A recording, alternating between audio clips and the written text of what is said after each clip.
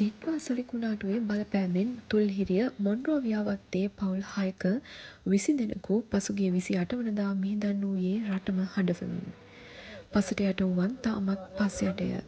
තම දරුවන් පසට යට වූ වේදනාව හදවතේ දරාගෙන දෙමාපියන් ඥාතීන් දිනපතා පස්කන්ද දෙස බලාගෙන කඳුළු සලනවා.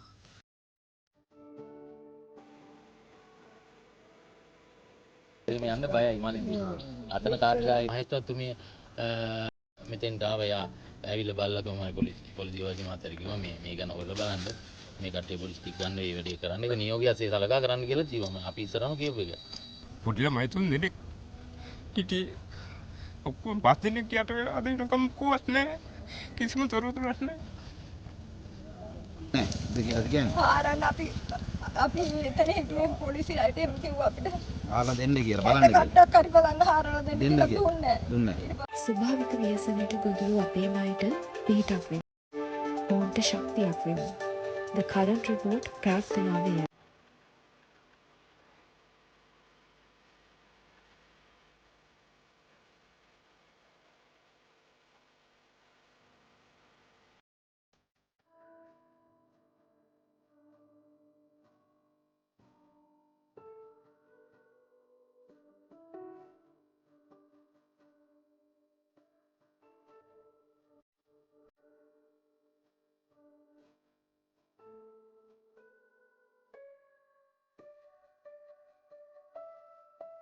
තම නිවස මායිමෙන් නායාම සිදුවෙද්දී තම දරුවන් සමග ආරක්ෂිත තැනකට ගොස් දිවි බේරාගත් අයෙක් තමන් දුටු දේ පවසමින් සෙවීම් සිදු කළා නම් එක් ජීවිතයක් හෝ බේරා ගැනීමට හැකිව තිබූ බව පවසනවා.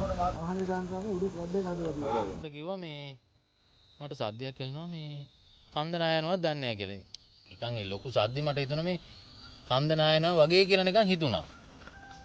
ඊට පස්සේ මම පේනවනේ කිව්වා මේ චුට්ටක් බලන්න කියලා මම එළියට ඇවිල්ලා මේ කන්දේ අර පැත්තේ අතෙන්ද ගිහිල්ලා බැලුවා. බලලා එහෙම මොකුත් එහෙම ප්‍රශ්නයක් නැහැ. ඊට පස්සේ එලා ගේ ඉස්සර දොර ගාවට එලා ටිකක් හිටියා වටපිට බල බල. ඒ නෝර මේ පල්ලෙන් ආවර මලින්දුයි හසිතයි චාමරයි කියලා තුන් දෙනෙක්. ඒ කියන්නේ මේ ගමේ ළමයි තුන් දෙනෙක්. එයාගේ මලින්දුගේ අම්මයි තාත්තයි මෙතන මේ පල්ලේ ගෙදර හිටියේ. මගෙන් ඇවිල්ලා මොකද්ද මේ අනිලේ සද්ද කියලා. මම කමලි මට සද්දයක් ඇහුණා. මම හිතනවා මේ කන්ද නායනවත් දන්නේ නැහැ. මෙහෙමයි කියලා. ඊට පස්සේ එයාලා කිව්වා මේ එහෙනම් අම්මයි තාත්තයි පල්ලෙහාටකින් අරන් එන්නම් අනිල්ලයි කියලා. එයාලා මෙතනින් ඔහම ඇවිල්ලා පල්ලෙහාට බැස්සා. මම අතනින් ගේ ඇතුලෙන් අර උඩ තට්ටුවට කොට වෙලා කන්ද දිහා උඩ බැලුවා. බලනකොට එකපාරටම ජරබර ගාලා කන්ද ගැලවුණා. මම හිතුවා අපේ නෝනාට කෑ ගහලා ළමෙන් ගන්න කියලා. අඩි දෙකක් බහිනකොට මේ කන්ද මෙතෙන් පල්ලෙහාට වැටලා පස් ටික ඇවිල්ලා එතන පිරලා ඉවරයි. ඉතින් පිරිම් කීයටම ගෙදර අනිත් මිනිස්සු අතෑරලා යන්නේ නැහනේ. තේරෙනවද? අනිත් එක මේ සද්ද යනකොට ඒ මිනිස්සු එළියට නෙමෙයි ගියේ ඇතුළටන දුවන්නේ. අඳුරු රාත්‍රියේ මොන්රෝවියා පසට යට වුණ තම සමීපතවීන් පිළිබඳව කිසියම් හෝ තොරතුරක් සොයන ජීවත් වන්නන්. නිරන්තර මයි බෑලා. මයි පියංගා. ඒකත් ඉතින් යට වෙලා දෙන්නක මොකවත් නැහැ වැටගන්නේ. පොඩි ළමයි තුන් දෙනෙක් හිටියේ. ඔක්කොම පස් දෙනෙක් යට වෙලා අද වෙනකම් කොවත් නැහැ. කිසිම තොරතුරක් නැහැ. කවුරුත් එක්කනේ හොයවදක් නැද්ද? ඔය බලන්න මොකවත් නැහැ. කිසිම ආණ්ඩුවේ විවේකුත් නැහැ. කාගේවත් නැහැ පිළිසක් ලක්කපට. අලනෙක විතරයි තියෙන්නේ. මම උදේ අපේ එනවා මෙතන හැමදාම එනවා. අදත් එනවා පිටත් එනවා. නෑ ඉතින් පාරවල් තිබ්බේ නෑනේ. ඔව්. අපේ මහත්තයා එහෙමනම් පයින් ඇවිල්ලා බැලුවා. ඉතින් අපිට එන්න දුන්නේ නෑ. අපි දෙවෙනි දවසේ බොහොම අමාරුවෙන් කියලා ඇවිල්ලා ඒත් ආවේ අන්න අර හරියට ඇවිල්ලා ඉතිලා බලලා ගියා විතරයි. ආරන්න අපි එතන හිටියේ පොලිසියට එම් කිව්වා අපි කට්ටක් හරි බලන්න හාරලා දෙන්න කියලා දුන්නේ නෑ. ඊට පස්සේ අපි 6 වෙනි දවසේ තමයි මෙතෙන්ට ආවේ. එතකන් අපිට එන්න දුන්නේ නෑ කවුරුත්. ගෙදරින් එව්වෙත් නෑ. ඉතින් ඇවිල්ලා තේරුමකුත් නැති හින්දා. කොහොමද මුලින් අපි ආවේ අපිට මිනිහා කියලා මොන හරි දෙයක් බලා ගන්න. ඒ වුණාට එන්න දුන්නේ කවුද? දුව අක්කගේ දුව ඉන්නවා මං ගෙදර. ඔව්. යාලා කරාද? අනන්ත දුවයි දුවගේ දුවට බබෙක් ඉන්නා දුවගේ මේ මහත්තයා ඇවිල්ලා මෙතනමයි හිටියේ. එයාලා ඔය කොහෙන්ද පාරවල් ගිහලා. ඔව්. ඉතින් එයාලා කිව්වලු මේ ආරන්න කැමති වෙලා නැහැ නේ කවුරුත් ඒ ආව කට්ටිය නිලධාරී. මෙම සිදුවීම නායාමක් නොවන බවත් සුදු අධිරාජ්‍යවාදීන් කාලයේ සිදු කළ මිනිරන් පතල්වල දෝනා මෙම භූමියේ පවතින බැවින් ඒවායේ පිපුරුමක් බව පවසන ප්‍රදේශවාසීන් හා මහජන නියෝජිතයින්. පතල් බ්ලාස්ට් එකක් තියෙනවා. මේක ඉස්සරහට තාම තියෙනවා මෙතන ටනල් තියෙනවා. මේ ටනල් තියෙනවා.